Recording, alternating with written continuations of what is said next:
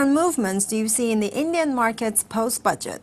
I don't know about the short-term movements. There are a lot of issues at the moment in the markets. Primary is the state of the economy, and as we saw, the GDP numbers were not very encouraging, below 5%. So obviously that also does kind of have an impact on the market. So the market is not only looking at very short-term issues, looking at longer term, whether the bottom is formed, whether there is any recovery. So you have to look at all those things in figuring out. And in the short term, the markets anyway can move up and down, also in relation to where the global markets are. Were you disappointed that there was no mention of economic growth in the budget? I think budget is an exercise on accounting, and we should take it that way. Definitely, it is not the only document or the only action point for the government. The government can do a lot of action outside the budget, which it has demonstrated over the last few months, and it happens all the time. So it might be a bit unfair to look at budget only from that perspective, and it is anyway a dynamic world. It's not a static scenario, and budget is just a snapshot at that particular point in time, and as things change, the actions from the government can also change. So we are not that much focused on the budget from that perspective.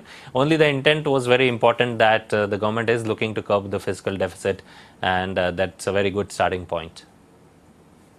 Do you think higher growth or lower fiscal deficit would help the Indian economy?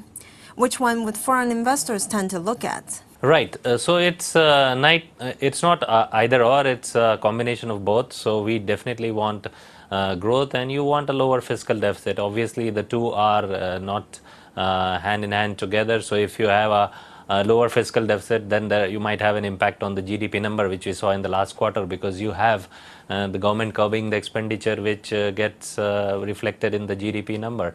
So the foreign investors are looking at longer term 12 to 18-month perspective, whether the economy is bottoming out, whether it is recovering, and also the foreign investors are looking at in relation to the other economies. So India is not a standalone economy which is slowing down. There is a slowdown around the world.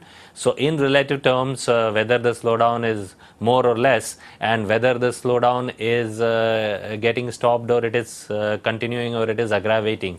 So it is all those issues which the foreign investors have in mind before or when they decide to put in money in various markets.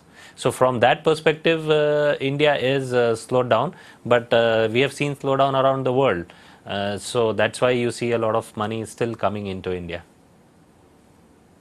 The FII inflows in India have been strong. What do you think are the biggest risks now, both domestically and globally? I think from a domestic perspective, definitely the investors are watching the political scenario, and if there is political uncertainty going forward in relation to when the elections would be held, or whether the elections are being held earlier than anticipated, that could have an impact on the foreign flows. And outside India, it also has an impact on what is the risk appetite, risk environment globally.